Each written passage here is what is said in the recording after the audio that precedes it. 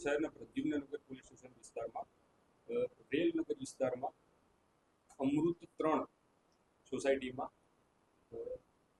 સંજયભાઈ રાઠોડ અને જીતુભાઈ ગોવિંદભાઈ ચાવડા બે પરિવાર વચ્ચે મારામારીની ઘટના સામે આવી છે। હા, પરિવાર દ્વારા ફાયરિંગનો આક્ષેપ કરેલો છે।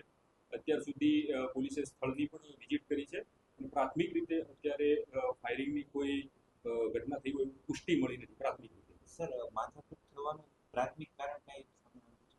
હા, ફરિયાદી જે છે સંજયભાઈ રાઠોડ, જેને ઈજા પહોંચી છે, એની પ્રાથમિક પૂછપરછ કરતા પાર્કિંગની બાબતે બનાવ બનેલો હોય એવું જણાવે છે। અત્યાર સુધી પ્રાથમિક તપાસમાં નથી બહાર આવ્યું। મીરા સંજય રાઠોડ। શું ઘટના આખી બની હતી? અમારે ગાડી પાર્કિંગ બાબતે આજથી 3-4 દિવસ પહેલા એ લોકો મારા હસબન્ડની થોડીક સળી કરી હતી, એટલે મારા હસબન્ડને પછી અમારે સમાધાન થઈ ગયું હતું।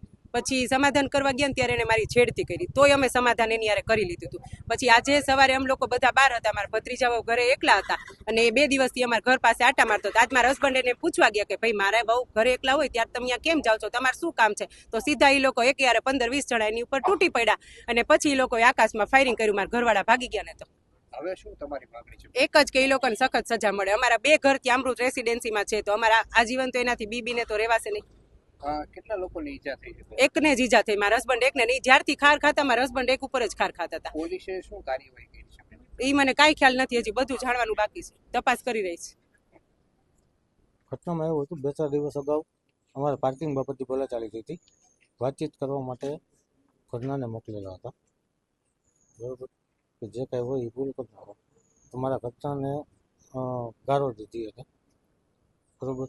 એ બાબતે અમારે બોલાચાલી થઈ પછી અમારે રાતે સમાધાન થઈ, બીજા દિવસે સમાધાન થઈ ગયું।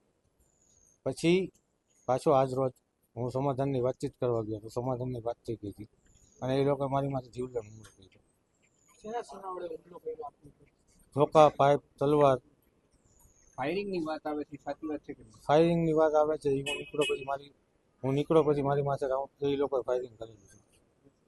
ઓકે, શું માંગણી છે તમારી? યોગ્ય ન્યાય મળે મને, મારી માથે જીવલેણ હુમલો કરેલો છે અને એ લોકો એવું કહેતા જ હતા કે આને મારી નાખવાને જવા ન દેતા। કેટલા જણા હતા? એ લોકો 7-8 જણા હતા। કોણ કોણ? ગોવિંદભાઈ હતા ને જીતુભાઈ હતો।